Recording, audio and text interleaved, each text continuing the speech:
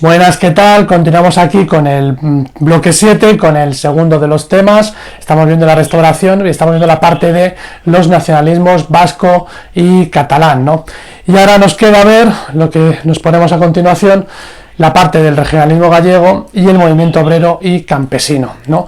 Y una reflexión que estamos haciendo a lo largo de todo este tema de cómo la restauración, y por eso nos plantean el tema, no va a ser capaz de abordar y solucionar las reivindicaciones de una parte importante de los españoles que la restauración no es capaz de integrar en su espacio político, ¿no? Y que va a ser el principio del fin, por lo tanto, del modelo de la restauración. Vimos el desarrollo del nacionalismo catalán y vasco y ahora entraremos con el regionalismo gallego y el movimiento obrero y el movimiento campesino.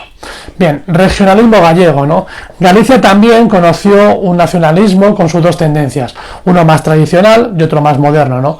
Pero a diferencia del vasco y catalán, va a emerger como una demanda de desarrollo de una región con un gran atraso económico, ¿no? Si en Cataluña y en Galicia, y en País Vasco hay una burguesía industrial, una burguesía siderúrgica, en el caso gallego es una sociedad fundamentalmente todavía a la altura del siglo XIX, en buena parte como el resto del país, agraria, ¿no? Pero ese gran atraso económico va a darle una configuración diferente porque ese espacio burgués es menor al espacio burgués que hay en Cataluña o en el País Vasco. También tiene una lengua propia, es la lengua gallega, con una cultura fuerte y unas tradiciones muy firmes. También es un espacio geográfico, también en cierta manera separado o aislado durante mucho tiempo del resto de la península, especialmente de la meseta, ¿no? El macizo galaico, al final de la cordillera cantábrica, pues le sitúa una posición también particular dentro del conjunto del territorio del Estado. Bien, Galicia va a experimentar una primera fase regionalista desde mediados del siglo XIX, a partir también de un resurgimiento, como el caso catalán, de un resurgimiento cultural, empezando por la lengua, muy vinculado en el caso gallego con la obra literaria de Rosalía de Castro. Rosalía de Castro, tenéis una fotografía ahí, que escribió muchas de sus obras en castellano, pero muchas también muy importantes en galego, ¿no? En gallego, ¿no? Ese nuevo autores en lengua gallega, en la lengua de Galicia, va a darle un resurgimiento a la lengua gallega, que es la que más se conservó el espacio rural, ¿no? Y que siempre se usó en los espacios privados en Galicia, ¿no? Igual que el catalán o que el vasco, sin embargo en los espacios públicos sí que va a estar más impedido el uso normalizado de la lengua en esos espacios, ¿no? en esas regiones. Bien, Rosalía de Castro, que empieza a hacer una literatura muy buena en gallego después de muchísimos tiempos, casi desde buena medida, desde incluso Alfonso X el Sabio, que también lo hacía, el rey de Castilla y León, que utilizaba también el gallego en buena parte de sus comunicaciones. Bueno, este primer nacionalismo gallego está vinculado también a la figura de Manuel Murguía, que aportaba concepciones liberales cercanas al republicanismo federal. Frente a él existe otra corriente mucho más tradicional, encarnada por Alfredo Brañas, que se articula sobre el catolicismo y el historicismo, ¿no?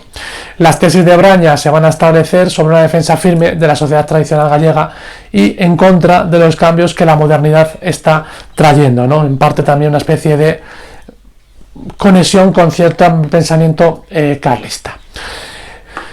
Bien, y entramos a otro grupo importante, que sería el movimiento obrero en su versión obrera, y luego veremos en la parte del campesinado.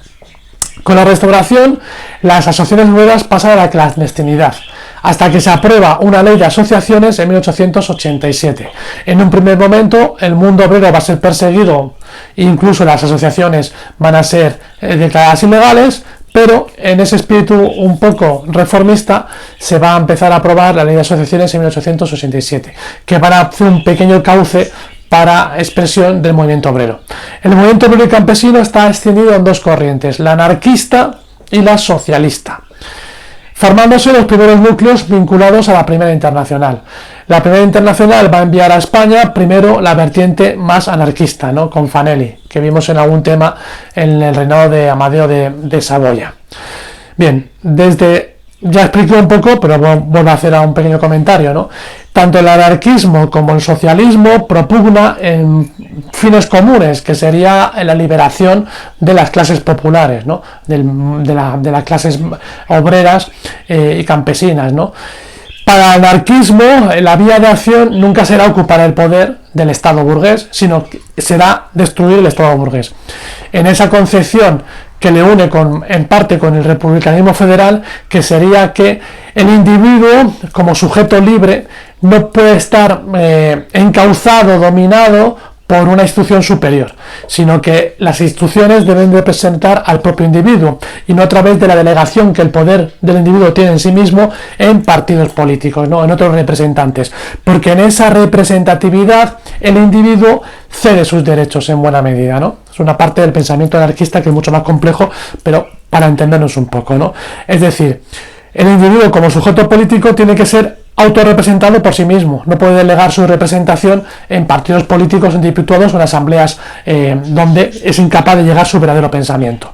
Eso es el pensamiento anarquista. De tal manera que las instituciones de gobierno deben estar muy apegadas al territorio, de tal manera que realmente las asambleas son el organismo fundamental de participación política, el asamblearismo, porque es la única vía en la que el propio individuo se autorrepresente para las decisiones que tienen que tomarse en sociedad, ¿no?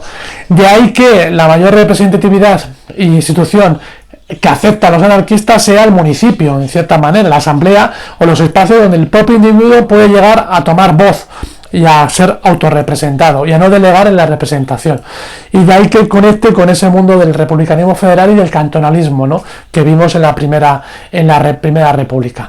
Por lo tanto, en ningún caso el Estado, que para los anarquistas es un invento burgués, tiene capacidad de representación de los derechos y de los deseos y necesidades del mundo obrero. Por eso no participan a través de un partido político nunca para ocupar el poder en el Estado, sino que tienen que destruir el Estado, porque el Estado es un corsé liberal de los burgueses que se han inventado para justamente controlar a la clase de populares, a las clases trabajadoras. Sin embargo, el socialismo y el comunismo sí que quieren participar de la política, porque su misión o su idea de cómo liberar a la clase trabajadora es justamente ocupar el Estado. Es decir, llegar a ocupar el Estado, gobernar desde el Estado y desde ahí, con leyes, con participación política, liberar a la clase trabajadora. Entonces, la estrategia no es común, el objetivo en teoría sí, ¿no? Ambos propugnan o desean liberar al movimiento obrero y representar a la clase trabajadora. La vía de acción es diferente. El anarquista es muy sindical y no cree en la participación de la política y en el Estado, mientras que el socialismo no solamente es sindical, sino también es político. Se fundarán partidos políticos que pretendan tomar el poder, ¿no? Igual que el comunismo, pretendan tomar el poder, controlar el Estado y desde ahí liberar a la clase trabajadora o representar a la clase trabajadora. Bien, desde 1879 también van a hacer organizaciones católicas como el Círculo Católico de Obreros. Dentro del catolicismo también habrá un movimiento que intente, viene casi desde la Edad Media siempre, estas luchas en defensa de los pobres, en defensa también de la clase trabajadora y en defensa de las asociaciones obreras católicas, ¿no? Bien, los gobiernos de la Restauración no van a profundizar mucho en el problema social y va a ser parte de los problemas de los gobiernos de la Restauración, porque además el movimiento social cada vez va a ser más fuerte. Lamentablemente se van a promulgar algunas leyes, lentamente se van a promulgar algunas leyes protectoras del proletario industrial, de los obreros de fábricas, ¿no? Mientras que los problemas del campo, esos casi no se va a hacer nada por intentar solucionarlos, ¿no? El momento campesino y muy poquito el proletariado industrial. Bien, en las primeras décadas del siglo el liberalismo se organizó y va a comenzar a aumentar el número de militantes, creando cada vez más fuertes los sindicatos de masas, que habían sustituido a las antiguas federaciones de oficios, ¿no? Que venían del mundo de los gremios. Es decir, cada vez se hacen más fuertes los sindicatos de masas. El anarquismo, que es difícil de sintetizar, que hemos explicado un poco antes algo de esto, por su propia naturaleza y porque es muy plural, va a estar muy ligado a la Primera Internacional, que se funda en Londres en 1864, y aquí la expresión anarquista o libertaria va a ser al principio la mayoritaria. Es decir, la versión anarquista libertaria de la Primera Internacional es la que primero llega a España, antes que la versión socialista. Por volver a contar un poco, el mundo obrero y el mundo de las clases populares a nivel político y sindical van a tener en todo el espacio europeo y en el resto del mundo, especialmente en Norteamérica, dos almas, el alma anarquista y el alma socialista. Se van a intentar pactar una vía común de trabajo en la Primera Internacional, donde se asocian, se juntan para debatir e intentar articular una estrategia común los diversos sindicatos, partidos políticos que empiezan a aparecer en toda Europa y en Norteamérica, intentan ligarse en una coalición que llaman la Primera Internacional para plantear una estrategia común que no van a conseguir, de cómo en todo el contexto europeo y norteamericano manifestar sus luchas, ¿no? Y en cada país cómo conseguir sus objetivos políticos o sindicales, ¿no? O fundamentalmente de liberación de las clases populares. En esa Primera Internacional se va a enviar por toda Europa a representantes para ayudar a nivel nacional en cada país a articular las luchas obreras. Y en el caso español se va a enviar a Stefanelli la vertiente, por lo tanto, anarquista libertaria, no la vertiente socialista, que llegará un poquito más tarde. Vale, se van a manifestar estas dos tendencias: los partidarios de la lucha sindical, más anarquista, aunque también es socialista, y los partidarios de la revolución directa, plenamente anarquista, espontáneamente dirigida. La legislación sobre asociaciones de los 80 va a permitir la aparición de anarcocolectivistas. En 1881 se funda en Barcelona la Federación de Trabajadores de la Región Española, CTR, con importante afiliación en dos núcleos, que va a ser siempre muy vinculado al anarquismo español: la zona de Cataluña y la zona de Andalucía. La zona de Cataluña, sobre todo movimiento obrero, industrial; la zona de Andalucía plenamente campesina, ¿no? El campesinado andaluz era sobre todo un campesinado desesperado, radical y utópico. Y esto lo hemos explicado en muchísimos vídeos y volvemos a explicarlo otra vez. Y esto conecta con la repoblación en la Reconquista, con los temas cortos, ¿no? Por el sistema de repoblación desde la Reconquista, de la Madrid para abajo, las tierras que se dieron y se repartieron fueron para órdenes militares y para la nobleza que participó al lado del rey en la reconquista de Al-Ándalus. Y ahí nacieron los grandes latifundios del país. Esos latifundios crearon un sistema de trabajo a través de a campesinos que no eran propietarios de la tierra, sino que trabajaban a cambio de un jornal, jornaleros. Mientras que en el norte de España, de Madrid para arriba, por el sistema también de repartimiento, de la presura, del concejil, etcétera, de la prisio, crearon a una clase de campesinos que eran propietarios de la tierra. Eran minifundios, una clase campesina con pequeñas parcelas de tierra, donde cada familia trabajaba su tierra, ¿no? No es que fueran muy ricos, pues casi una economía de subsistencia, pero por lo menos tenían su propia tierra, que además se articula un pensamiento de apego a la tierra, porque es la tierra la que han sudado sus abuelos, sus bisabuelos, sus tatarabuelos, y que será la tierra de sus nietos, de sus bisnietos, etcétera, etcétera, etcétera, ¿no? Ese terruño, ¿no?, en la que está el alma también de la familia, aunque dé el terruño para 4 patatas o para una pequeña parte de trigo, no para mucho más. Mientras que el jornalero no tiene tierra, aunque la trabaje mucho más y con peor beneficio económico, porque es la tierra de otro, ¿no? Y además tiene que estar desplazándose por el territorio según las cosechas de cada momento a lo largo del año, ¿no? Dentro del campesinado, el jornalero, especialmente de las fincas latifundistas, es en la parte del campesinado más desprotegido, ¿no?, que se da justamente en la región de Andalucía por este sistema que viene desde la época de la Reconquista, ¿no? Bien, van a vivir periodos de hambruna, de subsistencia y de revueltas campesinas, que van a empezar a hablar de reparto de tierra, que esto viene ya también movilizado de la época de las amortizaciones, ¿no? De este fin de las manos muertas y de ese momento de Mendizábal y Madoz, que intentaban crear campesinos propietarios, ¿no? Que fracasó, porque ya vimos como en el sistema de reparto de tierras de las desamortizaciones al final terminó siendo comprado por terratenientes, ¿no? Ampliando mucho más también los latifundos. Bien, va a generar aquí, va a aprender mucho el anarquismo, que también va a asociarse mucho con el republicanismo, porque empieza a ver en el imaginario común la idea de república igual a reparto de tierras, por lo tanto de ser dueño de la propia tierra, y de esa manera, en cierta manera, desligarse de las hambrunas, ¿no? O de las crisis de subsistencia. Bien, van a hacer un grupo armado subversivo, una organización que se llama La Mano Negra, cuyas acciones fueron convenientemente magnificadas por la prensa oficial. Hay una pequeña parte como de reivindicación casi semiterrorista, en cierta manera, que veremos más ampliamente del anarquismo en épocas posteriores, que va a hacer que hubo muchos detenidos y varias condenas de muertes y persecución contra este incipiente movimiento campesino de resistencia en la zona de Andalucía. Vale. De hecho, va a tener que entrar en crisis la propia Federación de Trabajadores de la región española, ¿no? Por este asunto de la mano negra, ¿no? Con crisis de subsistencia, con huelgas y con revueltas campesinas. Vale.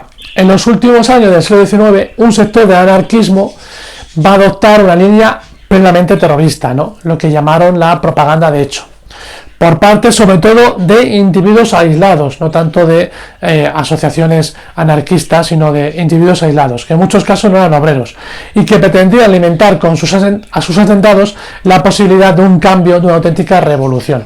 La espiral de violencia va a comenzar, por ejemplo, con el atentado de Martínez Campos en Barcelona, con las bombas en el teatro del Liceo en Barcelona, o en la procesión de la calle Camps Nous en 1893-1896, ¿no? Atentados en el momento de las procesiones de Semana Santa. El gobierno va a reaccionar con una puesta en marcha de una política muy represiva. En 1897, por ejemplo, va a ser asesinado Cánovas del Castillo por un anarquista italiano, Angiolillo, en San Sebastián, cuando estaba Cánovas del Castillo en un balneario.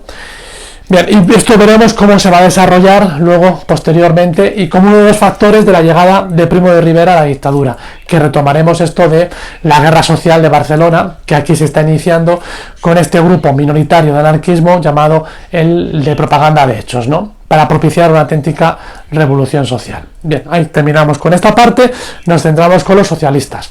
Los socialistas que van a llegar después de la Primera Internacional, que ya dijimos que vienen sobre todo la vertiente anarquista, se van a refugiar sobre todo en el entorno de la Asociación de Arte de Imprimir, en impresores, ¿no? Especialmente por un grupo presidido por Pablo Iglesias en Madrid, en 1874. En 1879 se funda el partido político, no el sindicato primero, el partido político, que es el PSOE, ¿no? Es decir, el socialismo tiene sí el deseo de participar en la política para ocupar el Estado y del Estado cambiar la sociedad, no como el anarquismo, que es sobre todo la vertiente sindical. También va a crear el sindicato en 1888 con la Unión General de Trabajadores, la UGT, que será el sindicato del partido originariamente. El objetivo es mejorar las condiciones de vida y trabajo de los obreros mediante la negociación y las demandas al poder político, o ocupar el poder político, y también mediante la huelga. El PSOE y la UGT fueron hasta comienzos del siglo XX minoritarios. Fue más fuerte el anarquismo que el socialismo, aunque se van a hacer cada vez más fuertes el socialismo en Madrid y en el País Vasco, principalmente de manera original al principio, ¿no? Igual que el anarquismo se hace muy fuerte en Cataluña y en Andalucía. Bien, hasta 1900 la gran parte de las acciones del socialismo fueron sindicales y estaban penalizadas como delito y fueron duramente reprimidas. Vale, con esto hemos visto, por lo tanto, el movimiento obrero, la oposición a la restauración, con el nacionalismo, movimiento obrero y anarquismo, y socialismo, también las revueltas campesinas, y en el siguiente vídeo ya entraremos en el principio del fin de la Restauración con la famosa crisis de 1898, la guerra de Cuba, la guerra de Filipinas, la guerra de contra Estados Unidos, que va a entrar en la guerra colonial española, la pérdida de las últimas colonias, y eso va a generar una crisis colectiva, una crisis de conciencia que se llamó la crisis de 1898, y eso es lo que explicaremos en el siguiente vídeo. Si necesitas darle una vuelta, vuelve a mirar el vídeo y continuamos.